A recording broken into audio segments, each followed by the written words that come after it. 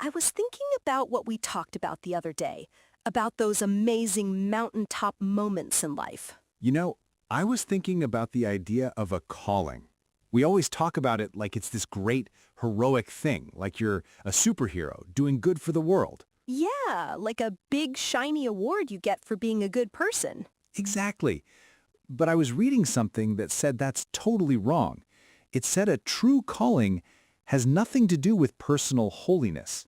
It's not about being a good person.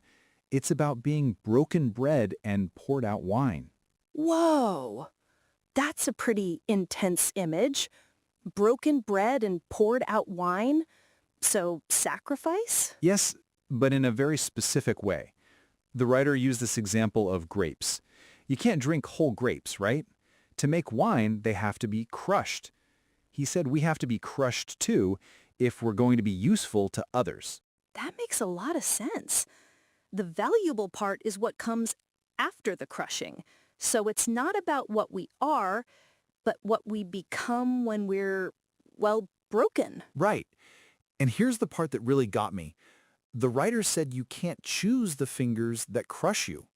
We always think, oh, if God wants to use me, he'll do it in a beautiful, gentle way. But he might use the exact person you can't stand, or a circumstance you said you would never put up with. Like getting an incredibly difficult boss who pushes all your buttons, and you think, why is this happening to me? You resist them with everything you've got. Precisely. We get as hard as a marble, trying to resist. But the writer said if we resist those fingers, we won't get crushed.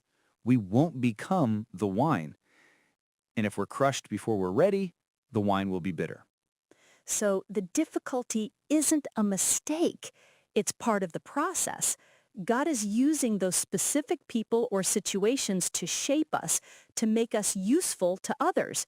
It's about surrendering to the process, even when it's painful and uncomfortable. Exactly. It's about letting go of our desire to control the process. The writer said if we want to be a person God can easily crush, we have to let him be in charge of our entire life, not just the parts we think are spiritual. So the core idea is that a true calling isn't about doing great things.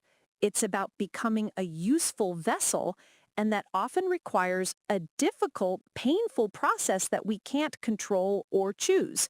The goal isn't personal glory, but being bread and wine for others. Yeah, you got it. It's not about being a hero. It's about being food and drink.